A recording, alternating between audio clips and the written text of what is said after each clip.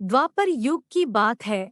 यह बात हर कोई जानता था कि कौरव पांडवों को हमेशा से अपना शत्रु मानते थे और कैसे भी करके उन्हें मारने की योजना बनाते रहते थे। एक बार जब पांचों पांडव और कुंती वारणावर्त नगर में महादेव का मेला देखने गए, तब दुर्योधन ने उन्हें मारने की योजना बनाई। उसने पांडवों के विश्राम के लिए एक लाक्षागृह यानी लाख के महल का निर्माण करवाया। लाख ऐसी चीज है जो जल्द आग पकड़ लेती है। रात को जब सभी विश्राम कर रहे थे, तभी महल में आग लगा दी गई। पांडवों को इस बात का पता पहले से ही चल गया था, इसलिए उन्होंने महल के अंदर सुरंग बना दी थी और वो सभी उस सुरंग के रास्ते सुरक्षित बाहर निकल गए। वहां से निकलकर वो सभी जंगल में पहुंचे और रात गुजारने के लिए एक जगह रुक गए। भीम ने कहा कि आप सभी सो जाइए, मैं यहाँ पर पहरा देता हूँ।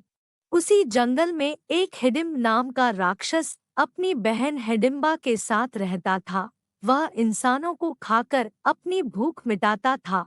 उस रात राक्षस ने अपनी बहन हिडिंबा को कहा कि उसे भूख लग रही है, वह किसी इंसान को पकड़ कर लेकर आए। भाई की बात सुनकर हिडिंबा जंगल में यहाँ वहाँ घूमकर किसी मनुष्य को ढूंढने लगी। तभी उसकी नजर भीम पर पड़ी और वह भीम पर मोहित हो गई। उसने मन में सोचा कि अगर मैं विवाह करूंगी तो इस महापुरुष से ही करूंगी, अन्यथा अपने प्राण त्याग दूंगी।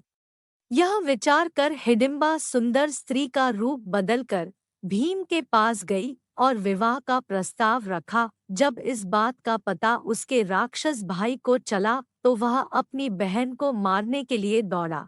यह देखकर भीम ने राक्षस को रोका और दोनों में जोरदार लड़ाई हुई, जिसमें राक्षस मारा गया। शोर सुनकर कुंती और चारों भाई भी नींद से जाग गए। हिडिंबा ने फिर से भीम को विवाह करने का प्रस्ताव दिया, जिसे भीम ने ठुकरा दिया, लेकिन माता कुंती के समझाने पर हाँ कर दी। भीम और हिडिंबा का गंधर्व विवाह जंगल में संपन्न हुआ और कुछ समय बाद उनके घर एक पुत्र का जन्म हुआ। उसका नाम घटोत्कच रखा गया।